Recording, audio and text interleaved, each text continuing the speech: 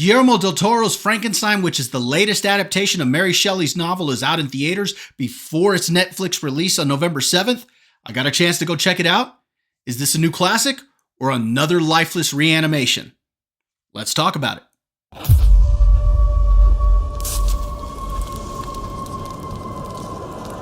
Now, run.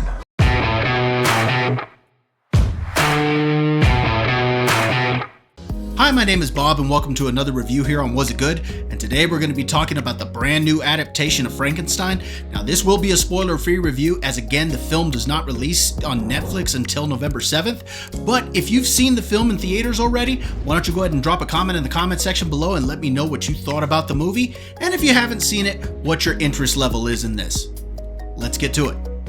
In Guillermo del Toro's Frankenstein, we see a brilliant but egotistical scientist bring a monstrous creature to life in a daring experiment that ultimately leads to the undoing of both the creator and his creation. Now, I first read the classic story back when I was in high school, and over the years there have been some classic adaptations. It's alive. Oh, it's alive. Some that were parodies. That's Frankenstein. And some just made to be fun uses of the monster.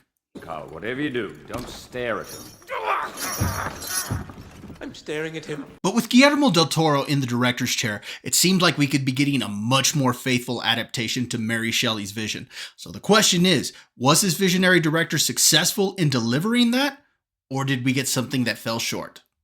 Right off the bat, I have to say that this film feels very much like a genuine love letter to the original novel, as you can see the passion and effort that del Toro put into telling this story, whether it be through the visuals, which he has a flair for anyway, but they could be very brutal, haunting, but they could also be very meticulous and detailed, like during the creation of the creature. And I just really thought that it looked incredible, but the story itself leans into this narrative structure of the original novel, and the way that it's told just gives depth to both Victor and the creature's storylines, and I really just enjoyed the way that the story was told. And like I said, this was very much a passion project for del Toro, and it's very obvious that he put a lot of care into this, and I really enjoyed that about this film.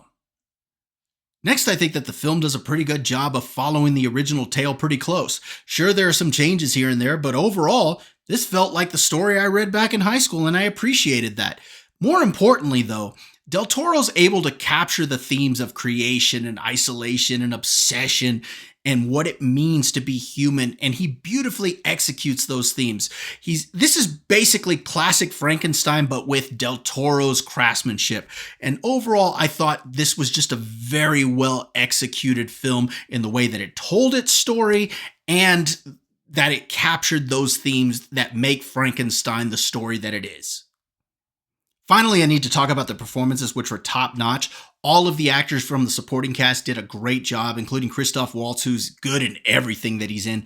But Oscar Isaac and Jacob Elordi really hit it out of the park as Victor Frankenstein and the creature. So Oscar Isaac plays Victor Frankenstein, and he beautifully captures the madness and obsession that Victor has as he's playing God, but also the guilt and sorrow that he feels later in his life. And so Oscar Isaac just really hit it out of the park with this one, and he showcased why he's such a good actor.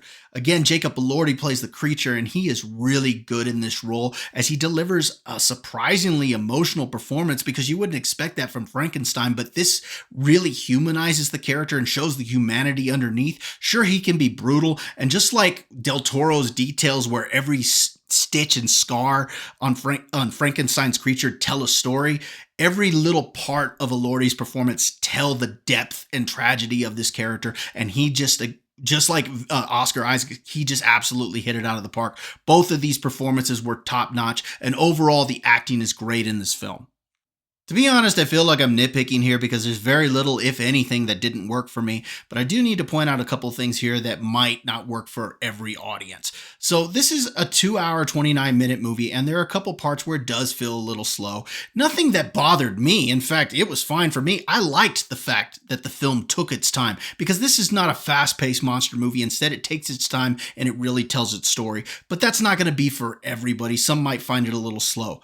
Also, there are a few changes from the book, nothing disrespectful, but if you're a purist of the book, you might not agree with all of those changes. So while they worked for me, they may not work for everybody. Real quick, before I get into my final thoughts, I want to remind everyone to go ahead and check out the other videos on my channel. Maybe I've reviewed something that you're interested in, or something that you've seen already and you'd like to let me know what you thought about it.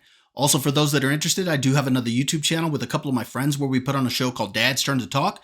This is an opportunity for 3 dads to get together and talk about the things that we want to talk about, including movies, sports, pop culture, and have a little bit of fun at each other's expense. The link to that channel will be in the description below. Final thoughts. Was it good?